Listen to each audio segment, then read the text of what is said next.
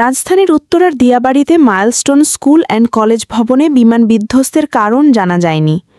বিমানবাহিনীর FT-7B-GI মডেলের বিমানটি ঢাকার কুর্মিটোলার AK খন্দকার ঘাঁটি থেকে উড্ডয়নের কিছুক্ষণ পরে বিধ্বস্ত হয়।